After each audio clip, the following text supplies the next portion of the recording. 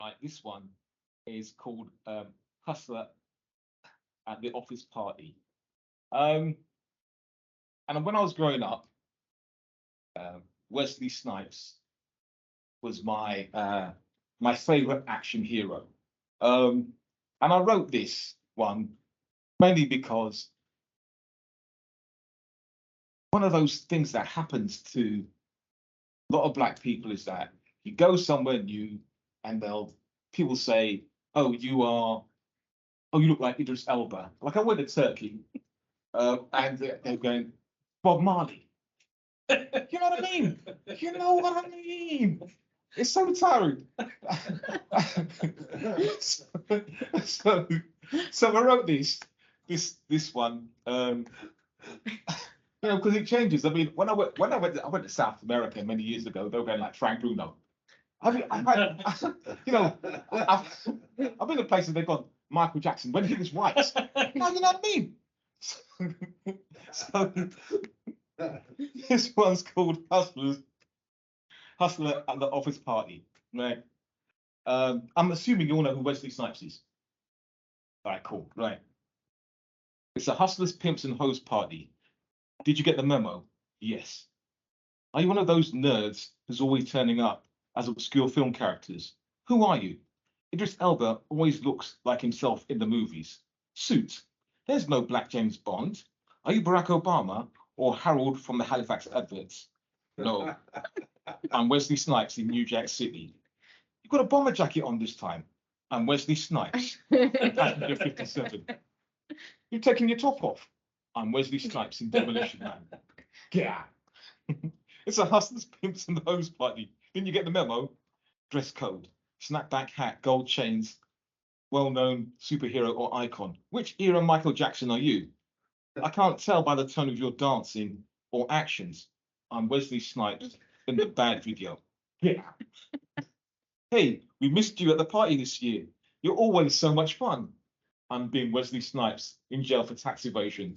I'm joking. I'm waiting for my Expendable 3 costume. It's the Hustlers, Pimps and Hoes party. I see you got the memo. Snapback hat and basketball. Cool. Hold on. Are you trying to fool us? Are you Wesley Snipes from White Men Can't Jump? You might as well stand in the corner with the only other black person here. She can't be Michelle Obama because she turned up alone. She says Miss Moneypenny is black now, but I reckon she couldn't be bothered to get a costume and came straight from her office. Last year, she said she was Storm from the X-Men, but she had no cape. All she'd done was wear an extra white belt and dye her dreadlocks blonde.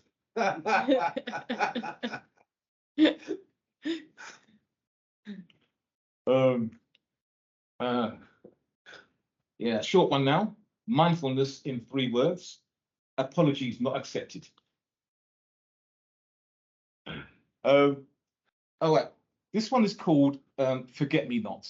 Um, and it's basically about my godfather, who was the first black judge in the UK. Um, and I've written a few poems about him, but this is a poem about him in his last days, because basically he had a back issue, he had an operation, and then after that he just declined, ended up having dementia. So I was one of those people who looked after him in the last few weeks. So this one's called Forget Me Not, a Dementia Story. It is a privilege to know you in your final days, to see you disembark, watch your maker take back all you collected. I only knew you as a high-achieving adult, smooth black skin, cheeky grin. I always wondered what you were like as a child, how you learnt, how you navigated this savage, brutal world, how you harnessed the wide-eyed wonder into old age. I stand, massage your crinkled feet, watch you stagger to the toilet, struggle to sit, eat the softest food. Your body's rejecting the nutrients, doesn't want the pain or the fight. It is an honor to see you in these last hours, how you point at pictures to see figures I don't, until I understand lives from your position, lay down my legs next to yours. I know every facet of you after you leave.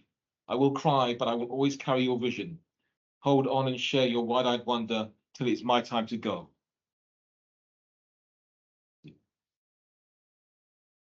This one, I've got two poems coming up now. One's called Criminal Behavior, and one's called The Dilemma. And what irks me is that if I see another black person, I'll give them the nod. And always what they nod to me, it's always, but sometimes you don't get the nod. Oh, God. Hey, what's wrong with you? What's wrong with you?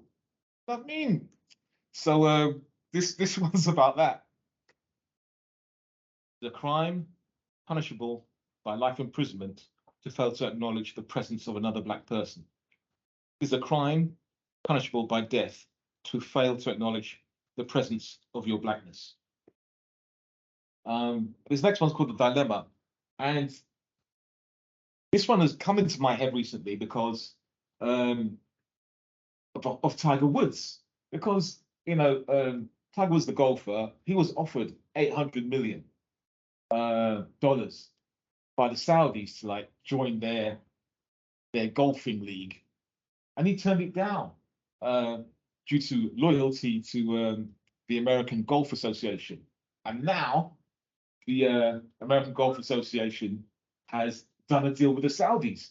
So basically, is Tiger Woods going to get 800 million? I don't think so. So because of that, this particular poem has jumped back into my head. It's called The Dilemma. Walk tall, invite attacks. Walk small, bob and weave, crawl, be invisible. Run with a bulletproof vest. Hide in a tortoise shell. Either way, without action, enemies will copy your choreography, dance in thick mottled jackets on your grave. So, this next one's called Veil. And it's basically not a poem, really. It's what my daughter said to me once. I thought, that's really good. I'll write that down. Why are you looking through the veil of ignorance? Thank you. This one is back to Wesley Snipes again. Back to Wesley Snipes. So this one's called Blade. So any Marvel fans in here? Yeah. Yeah. You know Blade. Yeah. You know Wesley Snipes. Okay, so that's self-explanatory. So I wrote this one because I've got a sickle cell condition, and I could really relate to the character Blade because first of all, big fan of Wesley Snipes. Secondly, it's a superhero with a few blood issues. So I wrote this because I've never really seen or read a poem about sickle cell that resonated with me, so I thought I'd write one.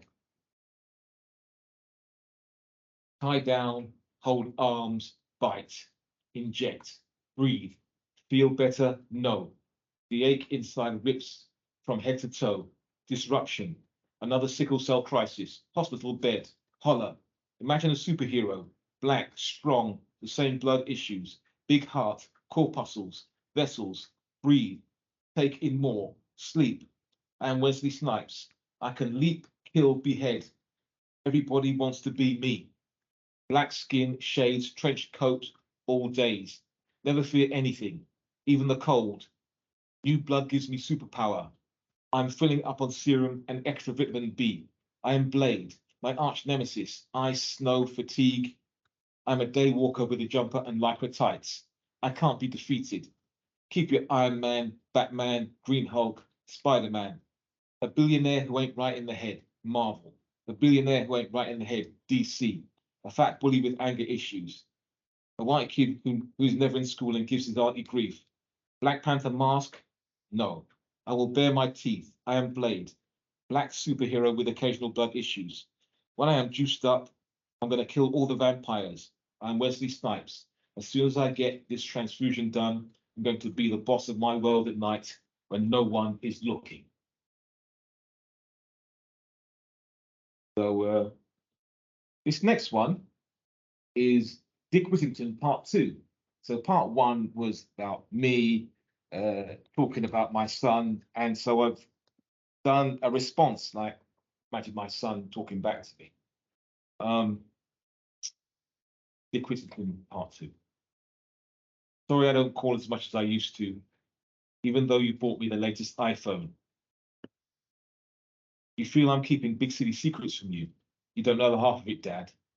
No idea about the constant ID parades just to get a bottle of milk. Abuse in the red top papers. Defamation in the broadsheets. Take a lynching online or with cut-out coupons. Hobson's choice. Mirage of Serenity, Windrush choice. You don't know the half of it, Dad. Did you know it takes 6 to 12 weeks for blood to reach normal levels after spillage? Why do they use it to fertilize the streets? Crimson. Every coagulation looks like black at night. Printed. Scraped up. Washed away by road sweepers in the morning. Replaced with flowers, multiplied by tears. You don't know the half of it, Dad. I said I came to London to visit the Queen, to ask her why blue bloods are impervious to pain. Popo don't like jokes, don't care that the elocution lessons you pay for make me sound posher than the mayor. One look and they're pushing me down, kicking, asking me if I'm selling rocks and pussy. Am I ever coming home for good? I can't do that until I find a place where I belong. I dream of seeing my inside reflected outside, instead of a deck of donor cards ready to be cashed in. You don't know the half of it, Dad. Police have their sticks, lightning rod tasers, always asking me what I've got in the bag. Splatter on medical books are my own. I learned enough first aid to patch myself up. Practice makes perfect. I miss the days of being a naive dick. But to be fair, Dad, that version of me died on the first day in London. Stop and searched, survived. There is no emoji for that.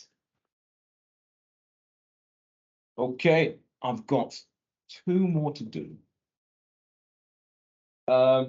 So I thought I'd have a go at writing some really short, simple children's stories. Something, some advice that I'd give to, just say to somebody who's like, 6 or 7. So that's where these 2 came from. This one's called Jack and the Giant Beanstalk, black version. Little boy Jack always wondered why his mother dressed him back to front. Traders, insider dealers, thought they were winning when they saw his body shrinking, blank expression on his face. When he was fully grown giant, he realized bad people were chatting shit behind his back, and he would always look kind to them in the distance as his journey took him further away. And the last one is called A Children's Story. Once upon a time, there was a nervous young eagle, scared of sounds in the dark, so wet his bed every night. When he was older, he got startled by his enemies, so pissed on their heads from a great height. And that is it from that collection.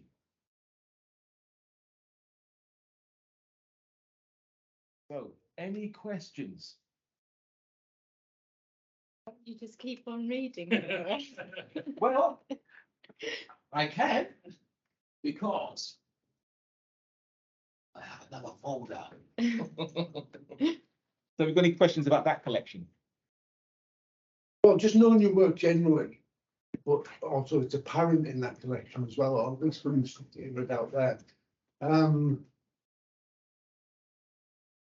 How important is it, as you part of your writing process, to adopt persona?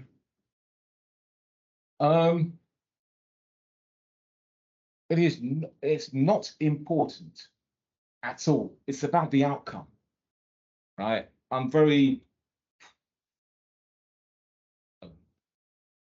focused on the outcome. So it's what angle do I need to take to get it over the line? So I've got a poem, for instance, about my daughter called 5 Years of Anger and 500 Words. And it took me, it's only 500 words long, and it took me 5 years to write. And it was because of my daughter's dyslexic and what she went through. I was pulling my hair out. And so I tried it, in my voice. I tried it from, an alien's voice. I tried so many different angles. And then in the end, I wrote it as if I was somebody like her. But there's little elements of truth in all writing. that I do. But there's how much the percentage will always vary, but as long as I can get the message across that I want to get across. So yeah. But it sounds like there's certain characters or persona or figures who sort of claim you or you claim in the process of trying to articulate something like the Wesley Snipes one. Yeah. That it becomes that vehicle, isn't it? Yeah. Expressing something. And I think, I mean, I was fascinated by the sort of snippets of, I guess, family history and that come in through the collection. So there was one about First World War and a sort. Oh yeah. There's one.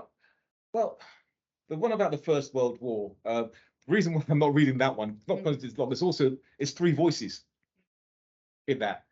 So I know a guy from Togo, and he told me that I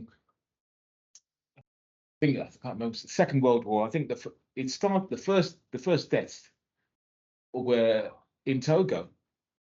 And so that really sparked, because I've never heard of that before. And then there's you look for monuments to ethnic minority soldiers. There aren't any. There's more monuments to cats and dogs and horses, who died in military battle than there are to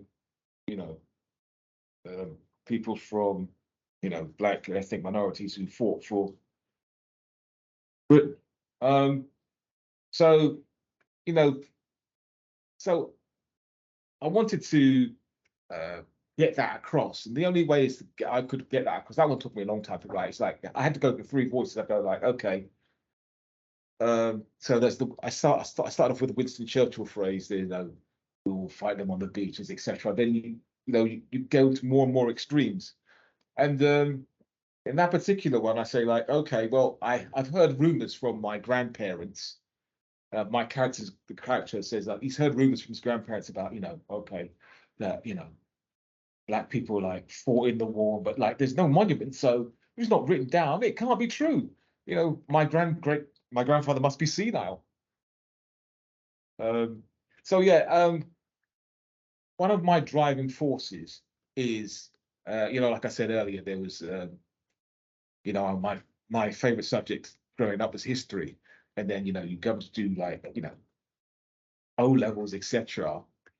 And it's not, people who look me up in the syllabus, and then I went to Sierra Leone, where my dad's from, and I went into the bookshop, and there weren't many books there. So that inspired me, like, okay, do you know what? If I don't write my history and the history of people who look like me, then who is going to do it? And it's as simple as that, really. So if something resonates with me and I haven't seen anybody covering it, then, or I think I can cover it in a different way, then I'll go for it. Especially especially I feel it's very important. Like stuff like, if I say to you, okay, there are more monuments to like horses, cats, and dogs, who died in the war than there are to, ethnic minorities who fought for Britain, I've got to write about that. Did some research on the Asian. I think you've done some research on that as well. Yeah, I am. But he is. I'm working on that now. It's Dunkirk. It was always of the in films. Yeah, people evacuated. You never see a colored face. Yeah, the film made recently. They had one Sikh. There was a hell on, but they put a Sikh in there. But there's a company that was the animal transport. They're all Muslims. They're all from what is now Pakistan, Punjab. And about 300 of them were sort of evacuated from Dunkirk. Now, when they were evacuated, what happened was Churchill had decided he was going to invade Norway, go to Europe via Norway. So he sent these over to Ken Gomes, Spain, And because they were Muslims, they didn't drink. And because of the Asian thing, the strong family, they got right out of the community. And about 15 of them died in training. And there's still a graveyard there. They've got a museum and pristine condition. I only saw it through watching one of the programs. The research. Apparently the book done, and they're doing another book. I've got in touch with the guy called Angus. He's in charge of the museum, and hopefully I'm hoping to go in by August. There's one book on. There's a novel on. This is something that's been completely left out, written out. Not the nation face anywhere. I do a lot of reading, and you've got to really find the books about that sort of information. It's not easy because they're not there. One of the things that I wanted to do about writing was how Bob Willis were on the road was the fact that I spent a lot of time in libraries. There's very few Asian names, and I'm talking about Hindus, Muslims, Sikhs, or whatever. Whenever you get read in, very, very few books on sort of by Asian writers. And one of the reasons I started writing was if I could do it, like somebody really said, yes, I could do better than that. And hopefully the kids will take up. One of the things I've discovered since actually is that I have I've been privileged enough to know some of the life in Pakistan. I was 10 years old when I came in, and I had the privilege of getting education. So I could write something. There are people who have the experience but no education. People who have education have no experience. The kids born here, they're highly educated, but they have no experience back home. So they can't combine the two together. So hopefully what I'm hoping to do is do that. This is really working on a few things with these projects. But the other problem I have, right, is that our confirmation family, and especially from the Pakistani Asians and the Muslims, right, writing doesn't go too well, right? So if something happens, you got to drop everything, concentrate on that. And the example is now my older brother wanted to go to Mecca. He couldn't do that because the quota from England was full. So he's found a way, right, of getting Pakistani passport using Pakistani quota. And he only discovered that about 3-4 days, 5 days ago, tried to drop everything, running around, sorting that out. Yesterday, we went to see all the relatives because you're supposed to forgive and forget, right, before you go. So left for 10 o'clock in the morning, came back about 10:30 at night. Spent all day in the car going Dewsbury, Bradford, Oldham. Well, that's what you do that and say, well, yeah, you can write later. Drop that. Yeah. Okay. All right then. I got some more for you then. This one's called Standing Still. I wrote this one because I saw an interview with an old comedian, American comedian called Dick Gregory, and he said, yeah, when he was starting out, they, the venues didn't want comedians. Singers and dancers fine, but they didn't want comedians because comedians would people would listen to them because they would stand still. They weren't singing and dancing. They were standing still, and they'd have people's attention like that.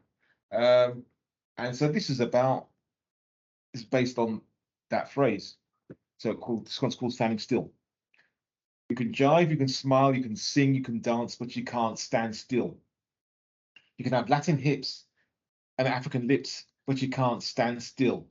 You can run 100 meters in 10 seconds flat, but you can't stand still. You can win gold in the heptathlon, beat drugged up Olympians, but you can't stand still. You can jump, slam dunk, kick a ball, run, score, prance, star in a panto farce, shake your ass, and with your brethren mash up the dance, but you can't stand still. Because if you stop, stay planted in one spot, stay rooted, we have to sit and listen to your opinions. Reparations, TV representations, police brutality, blackface, the rise of the far right, foreign aid destabilizing Africa. We can't do that. That sounds like a lot of expenditure of energy. That sounds like a lot of hard work. Um,